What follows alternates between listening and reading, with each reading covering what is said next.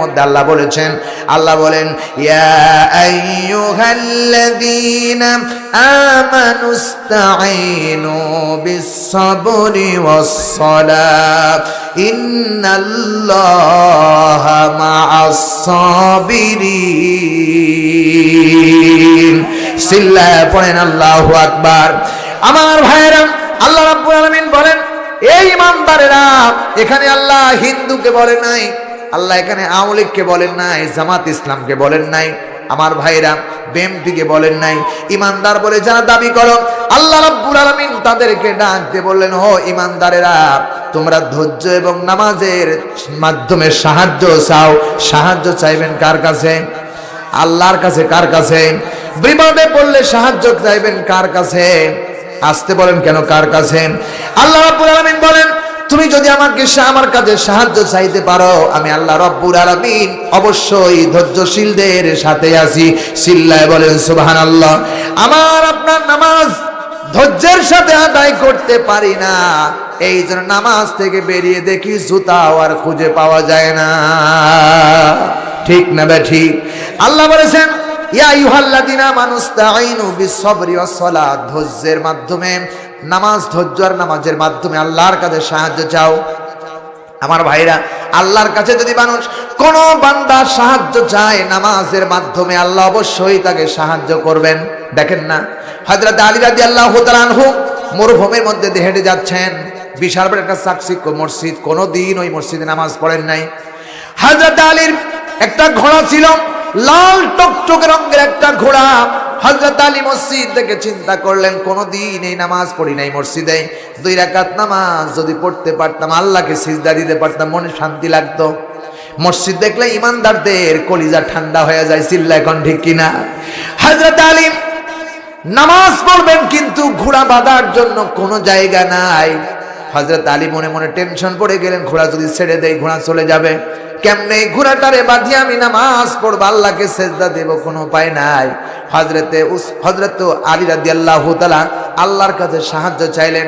হঠাৎ করে দেখা গেল সামনে থেকে একজন যুবক পায়ে কদমে কদমে হেঁটে আসতেছেন। আলী চিন্তা করলেন, এই লোকটির হাতের উটের লাগামটা ধরায় দেব, আর বলবো ভাই 2টা মিনিট একটু সময় দেন, আমি একটু নামাজ পড়ে এরপরে আপনার কাছ থেকে ঘোড়াটা নিয়ে যাব, আপনি একটু অপেক্ষা করেন, একটু সাহায্য করবেন কিনা। আস্তে করে লোকটি চলে আসলেন হযরত আলীর কাছে। যখন আসলেন, হযরত আলী কিছু না বলে তাকে আগে সর্বপ্রথম যে কথাটা বললেন তা হলো আসসালামু আলাইকুম ওয়া রাহমাতুল্লাহ। আল্লাহু আকবার। আল্লাহর বান্দা, তোমার উপরে আল্লাহর শান্তি এবং রহমত বর্ষিত হোক। আল্লাহর পক্ষ থেকে দোয়া করলেন। আলী বললেন ভাই, উনি বললেন ওয়া আলাইকুমুস সালাম ওয়া রাহমাতুল্লাহি ওয়া বারাকাতুহু, আল্লাহর পক্ষ থেকে তোমার উপরে শান্তি আর বরকত নাজিল হোক। জোরে বলুন আল্লাহু আকবার। দুবাই মিল হয়ে গেল। হযরত আলী বললেন ভাই, বড় বেকায়দায় পড়েছি। কি বেকায়দায় পড়েছো? বলতেছেন আমি 2 রাকাত নামাজ পড়বার চাই, কিন্তু এখানে ঘোড়া বাঁধার কোনো জায়গা নাই, একটু যদি সাহায্য করো, ঘোড়া লাগামটা যদি একটু ধরো, তাহলে আমি একটু 2 রাকাত নামাজ পড়তে পারি। আমার ভাইরা, যার হাতে হযরত আলী রাদিয়াল্লাহু তাআলা আনহু ঘোড়ার লাগাম দিচ্ছেন, তিনি হলেন মদিনার বিখ্যাত চোর, বড় চোর। চোর চিন্তা করতেছেন আলী নামাজ পড়বেন। আলী রেখে তিনি চিনেন না, নামাজ পড়তে এই সময় আল্লাহু আকবার বলে তাকবীরে তাহরিমা বাঁধবেন, আমি ঘোড়া নিয়ে চলে যাব। দামি ঘোড়া, বড় চাকচিক্য ঘোড়া। চোর মনে মনে চিন্তা করে, আলী রে, আল্লাহর বান্দারে, তুমি নামাজে দাঁড়ায় দেখো কি হয়। হযরত আলী ঘোড়াটা হাতে ধরায় দিলেন, রশি ধরায় দিলেন। হযরত আলী নামাজের মধ্যে দাঁড়ায় গেছেন। আল্লাহু আকবার বলে যখন তাকবীরে তাহরিমা বেঁধেছেন, চোর বাহির থেকে চিন্তা করে, আলী কি সত্যিকারে আমাকে চোর ধরার জন্য পরীক্ষা করেন, আল্লাহর কাছে সিজদা দেয়, দেখিন একটু তাকায় দেখি। জানালার ফাঁক দিয়ে দেখেন হযরত আলী যেভাবে নামাজে দাঁড়িয়েছেন, ডান দিকেও কোনো কদম নড়ে না, বাম দিকেও কোনো কদম নড়ে না, শুধু কপালটা যেখানে পড়বে সেই দিকে সিজদার দিকে তাকায়া আল্লাহর কাছে কি যেন খুঁটে খুঁটে বলতেছেন। এবার চোর চিন্তা করে, আমি ঘোড়াটা নিয়ে চলে যাব, কিন্তু আলী এমন নামাজ পড়তেছে, ডান দিকেও নড়ে না, বাম দিকেও নড়ে না, সাহায্য চাইতে দিন একজনের কাছে, তিনি কে? আসতে বলবেন না কে? চোর এবার ঘোড়া লাগাম ধরে টেনে নিয়ে চলছেন, টেনে নিয়ে যাবেন, এমন সময় ঘোড়ার লাগাম টান দিলেন। ঘোড়া সামনেও যায় না, পিছনেও যায় না। সামনে গিয়ে পিছনের দিকে ধাক্কা দেয়, সামনে যায় না। সামনে যে টান দেয়, সামনেও যায় না। এবার আমার ভাইয়েরা, হযরত আলী রাদিয়াল্লাহু তাআলা আনহু নামাজের ভিতরে বলতেছেন, ইয়্যাকা না'বুদু ওয়া ইয়্যাকা নাস্তাঈন। আল্লাহ, তোমার ইবাদত করি আর তোমার কাছে সাহায্য চাই। ঠিক কিনা বলেন? এমন সময় ঘোড়ার লাগাম ধরে টেনে নিচ্ছেন, কিন্তু ঘোড়া সামনেও যায় না, পিছনেও যায় না। বেকায়দায় পড়ে গেলেন, না না না, একেবারে খালি হাতেও যাব না। ঘোড়ার লাগামটা ছিল একেবারে সুন্দর। হযরত আলী যখন নামাজে দাঁড়ায় গেছেন, আমার ভাইরা কিতাব লেখেন, কোন এক যুদ্ধের ময়দানে হযরত আলীর পায়ে তীর বেঁধেছেন। হযরত আলী রাদিয়াল্লাহু তাআলা আনহুর পা থেকে তীরে হাত দিলে এত লাফানো শুরু করেন, কান্নায় ভেঙে পড়েন, বেহুশ হয়ে যান। হযরত আলী রাদিয়াল্লাহু তাআলা আনহু কি নামাজ পড়েছেন, সাহাবীরা এবং রাসূলুল্লাহ এবং হযরতে ফাতিমা রাদিয়াল্লাহু তাআলা আনহুর পরামর্শ কমে বললেন, নবীজি বললেন, আমার সাহাবীরা আলীর পা থেকে তীর বের করতে পারবে না।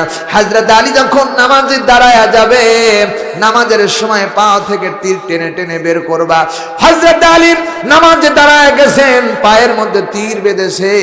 আমার ভাইরা, হযরত আলীর পাও সাহাবায়ে কেরামরা পিছনে ধরেছে, উপরে ধরেছেন। দুইজন সাহাবী পায়ের সঙ্গে পাও বাঁধায়া টান দিয়েছেন, গোশতগুলো খসে এসেছেন, রক্ত ফিনকি দিয়ে বেরিয়ে যাচ্ছেন, তীর বের করা হয়েছে। হযরত আলী এখন নামাজ পড়তেছেন, এক বিন্দু টের পায় নাই। সুবহানাল্লাহ। কি নামাজ! নামাজ, নামাজ হলো শ্রেষ্ঠ ইবাদত। নামাজের মতো এত পাওয়ারফুল ইবাদত, আল্লাহর কাছে সাহায্য চাওয়ার মতো কোনো ইবাদত নাই। চিল্লা এখন ঠিক কিনা? আমার বন্ধুগণ, হযরত আলী বলতেছেন, ইয়্যাকা না'বুদু ওয়া ইয়্যাকা নাস্তাঈন। আল্লাহ, তোমার ইবাদত করি আর তোমার কাছে সাহায্য চাই, কোন দুনিয়ার কোন মানুষের কাছে সাহায্য চাই না। আল্লাহ বলেন, ঘোড়ারে সামনেও যাবি না, পিছনেও যাবি না। সোর চিন্তা করলেন কি করা যায়, বেকায়দায় লাগামটা টেনে ধরলেন, লাগাম তো দেওয়া আসেও না। লাগাম খুললেন, লাগাম খুলে বলে খালি হাতে যাব না। খালি হাতে যখন যেমন লাগাম নিয়ে চলে গেলেন, হযরত আলী নামাজ পড়ে বের হয়ে দেখেন ঘোড়া আছে দাঁড়িয়ে, কিন্তু লাগাম নাই। আল্লাহর পয়গম্বরের নবীর সাহাবীর জামাতা হযরত আলী বলেন, যেই ঘোড়া তার কাছে ধরায় দিলাম, কিন্তু তাকে খুঁজে পাওয়া যায় না। ঘোড়া দাঁড়িয়ে আছেন, কিন্তু লাগাম কই, লাগাম তো দেখা যায় না। হযরত আলী মনে মনে চিন্তা করলেন, এই আর ঘোড়ার পিঠে যদি আলী এখন সওয়ার হয়, লাগামবিহীন ঘোড়ার পরে যদি সওয়ার হয়, ঘোড়া তো তার কথা শুনবে, নিয়ন্ত্রণ করা যাবে না। কেমনে পারে ঘোড়ার পিঠে উঠে ফুটি। হযরত আলী পরে বেকায়দায় পড়ে গেলেন, কোন বাজার যদি পাইতাম, একটা লাগাম কিনে নিয়ে আসতাম। আমার ভাইরা, ইতিমধ্যে আলীর হৃদয়ের মধ্যে নামাজে কবুল হয়ে গেছে। আল্লাহ রাব্বুল আলামিন তাকে সাহায্য করেছেন। কিছুক্ষণ দেখে পরে দেখেন ওই রাস্তা দিয়ে হযরত উসমান গনি হেঁটে আসতেছেন। হযরত আলী যখন নামাজের ভিতরে ঢুকছেন, হযরত আলী মনে মনে চিন্তা করতেছেন, ব্যক্তির অনেক সময় লাগবে, 2 রাকাত নামাজ পড়তে কষ্ট হয়ে যাবে। আমি মসজিদ থেকে বেরিয়ে 2টা টাকা তারে হাদিয়া দেব, এই 2টা টাকা পেলেছে খুশি হয়ে যাবে, মনে মনে ধারণা করতেছিলেন। আমার ভাইয়েরা, হযরত উসমান আসলেন, কিন্তু তিনি তো টাকা নিলেন না। উসমান আসলেন, উসমান আসার সঙ্গে সঙ্গে সালাম দিয়া দাঁড়ায় গেছেন। 2 ভাই মুসাফা করলেন, ডাক দিয়ে বলে, উসমান রে, লাগাম এক ব্যক্তির কাছে হাতে উঠায় দিয়েছিলাম, কিন্তু লাগাম তো নাই। ঘোড়া দাঁড়িয়ে আছেন, কিন্তু লাগাম ছাড়া ঘোড়ার পিঠে ওঠা যাবে না। হযরত উসমান বলেন, একটু পরে সামান্য একটু দূরে একটা বাজার আছে, এই বাজারে হয়তো ঘোড়ার লাগাম পাওয়া যেতে পারে। হযরত উসমানকে হযরত আলী পকেটের মধ্যে হাত ঢুকায় 2টা টাকা বের করলেন, উসমানের হাতে ধরায় দিলেন। উসমানের হাতে ধরায় দেওয়ার সঙ্গে সঙ্গে উসমান পকেটের মধ্যে রাখলেন। আলী বললেন, বড় ভাই, পকেটের মধ্যে ঢুকায়া দিলা, দেখলা না কয় টাকা দিলাম? হযরত আলী বলতেছেন, আমি যদি পরের বেলায় তোমাকে বলি এত টাকা দিয়েছিলাম, কয় টাকা বেঁচেছে? হযরত উসমান ডেকে ডেকে বললেন, নবীর সাহাবীরা কোনোদিন মিথ্যা কথা বলে না। দেখার কোনো প্রয়োজন নাই, দেখার কোনো প্রয়োজন নাই। হযরত উসমান বাজারে চলে গেলেন, তিনিও দেখলেন না। বাজারে গিয়ে দেখেন কোন দোকানে ঘোড়ার লাগাম পাওয়া যায় না, কিন্তু দূর থেকে একজন ব্যক্তি ঘোড়ার লাগাম উঁচা করে বলতেছেন, কে আছে, কে আছে, ঘোড়ার লাগাম বিক্রয় করা হবে, ঘোড়ার লাগাম বিক্রয় করা হবে। হযরত উসমান বললেন, এই তো সুযোগ বুঝে যায়, দৌড়ায় গেলেন। সেখানে গিয়ে দেখেন ভাই ঘোড়ার লাগাম কত টাকা নেবেন করে 2 টাকা নেব।